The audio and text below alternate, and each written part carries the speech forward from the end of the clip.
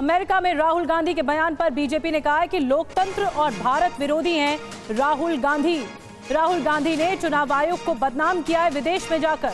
राहुल ने अमेरिका में भारत का अपमान किया है। बीजेपी ने कहा जो खुद बेल पर हो वो लोकतंत्र के खिलाफ बोल रहे हैं। ये बीजेपी की ओर से कहा गया। देश को लूटने वाले जेल जाएंगे, संबित पात्रा की तरफ से कहा गया। देशी भूमि में जाकर वही करते हैं जो वो कई दशकों से करते आ रहे हैं, भारत की बेइज्जती और भारत का अपमान। अमेरिका में राहुल गांधी ने भारत का अपमान किया है।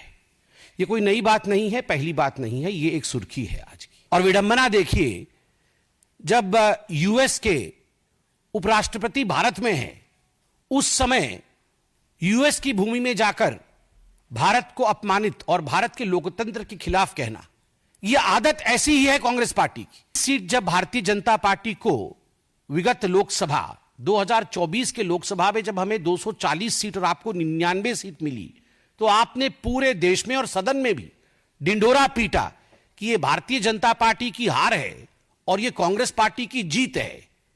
तो was the election commission compromise then? तो संबित पात्रा ने हमला बोला राहुल गांधी को। और अब आपको सुनवाते हैं, अमेरिका दौरे पर गए राहुल गांधी ने क्या कुछ कहा था। In simple terms, more people voted in the Maharashtra Assembly elections than there are adults in Maharashtra. This is the fact. And the election commission gave us a figure, voting figure for 5:30 in the evening. And between 5:30 in the evening and 7:30 in the evening, when the poll was supposed to have closed, 65 lakh voters voted. Now, that is physically impossible to happen, right? Because for a voter to vote, it takes approximately 3 minutes. And if you do the math, it would mean that there were lines of voters till 2 o'clock at night voting all night, and this didn't happen. So we asked them, but look, evening, you have videography taking place, as if we asked.